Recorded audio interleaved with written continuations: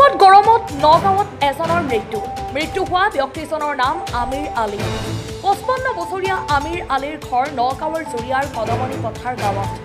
নগাঁৱৰ জুৰিয়াৰ বজাৰৰ পৰা ঘৰত আহি হঠাৎ অসুস্থ হৈ পৰে ব্যক্তিজন। ততালিকে পৰিয়ালৰ লোকে নগাঁও প্ৰাথমিক স্বাস্থ্য কেন্দ্ৰলৈ লৈ যায় যদিও চিকিৎসালয়তে মৃত্যু হয়।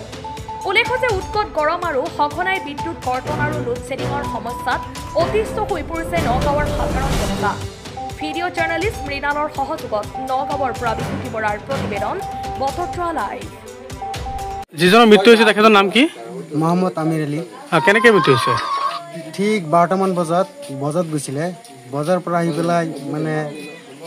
পেলাই স্ত্ৰীক ক'লে যে মোৰ শৰীৰটো কেনেকুৱা কৰি আছে, মুখেৰে মানে কেনেকুৱা কৰি আছে, মোৰ গৰম বেছি লাগিছে বুলি গম পাইছোঁ।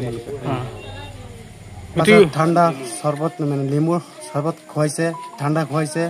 পাছত ফোন কৰি পেলাই এটা অটো আনি পেলাই দগাঁৱলৈ গৈছে। দগাঁও যোৱাত ঠিক সময়ত ডক্টৰ পোৱা নাই। ডক্টৰক মাতিছে, ঠিক সময়ত ডক্টৰ নাহে ওচৰত।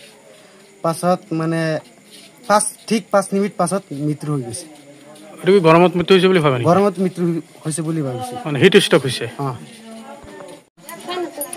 কি হৈছিলে?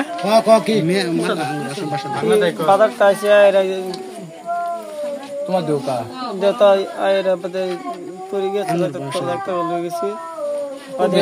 বেমার আছিল নাকি?